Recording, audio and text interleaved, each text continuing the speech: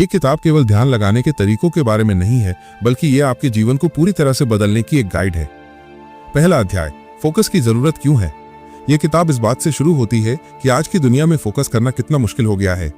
लेखक बताते हैं कि हम एक ऐसी दुनिया में जी रहे हैं जहां हर पल हमारे दिमाग पर सूचनाओं की बमबारी हो रही है। हमारे फोन की एक छोटी सी नोटिफिकेशन, सोशल मीडिया स्क्रॉलिंग या अनगिनत काम एक साथ करने की आदत, मल्टीटास्किंग हमारे दिमाग को थका देती है।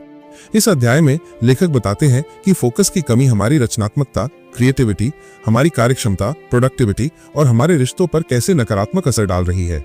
यह हमें सिखाता है कि फोकस कोई जादू नहीं, बल्कि एक ऐसा कौशल है जिसे सीखकर कोई भी अपनी जिंदगी में बड़ा बदलाव ला सकता है।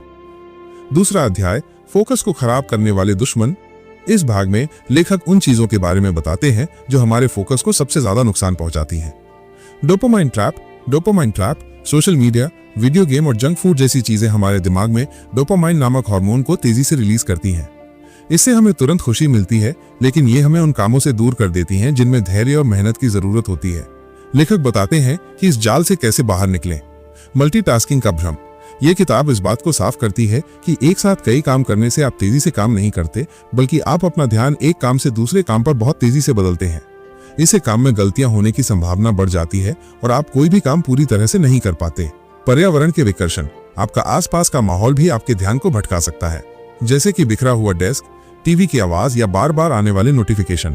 किताब में इन विकर्षणों को कम करने के व्यावहारिक तरीके बताए गए हैं। तीसरा अध्याय, फोकस बढ़ाने के लिए व्यावहारिक कदम, प्रैक्टिकल स्टेप्स। ये किताब हमें सिर्फ समस्याओं के बारे में नहीं बताती, बल्कि उन्हें हल करने के लिए ठोस तरीके भी सुझाती है। Deep work. लेखक डीप वर्क की अवधारणा को समझाते हैं। इसका मतलब है कि आप बिना किसी रुकावट के अपनी पूरी एकाग्रता के साथ किसी एक काम को करें। इसके लिए आपको अपने फोन को दूर रखना होगा, नोटिफिकेशन बंद करने होंगे और एक शांत जगह पर काम करना होगा।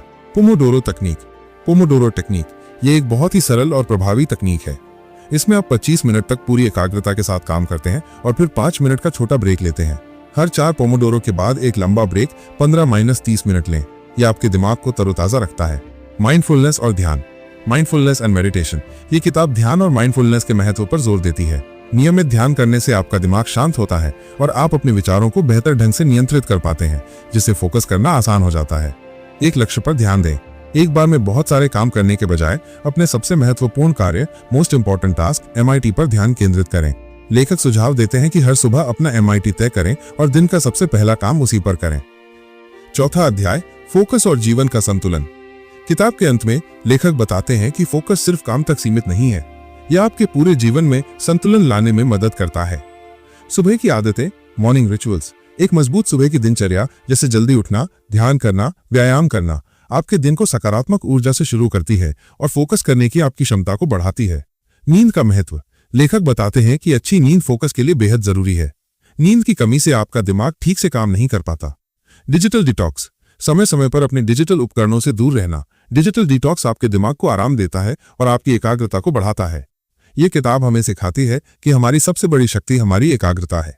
अगर हम इसे नियंत्रित करना सीख जाते हैं तो हम किसी भी क्षेत्र में सफलता पा सकते हैं, चाहे वो पढ़ाई हो, करियर हो या व्यक्तिगत विकास।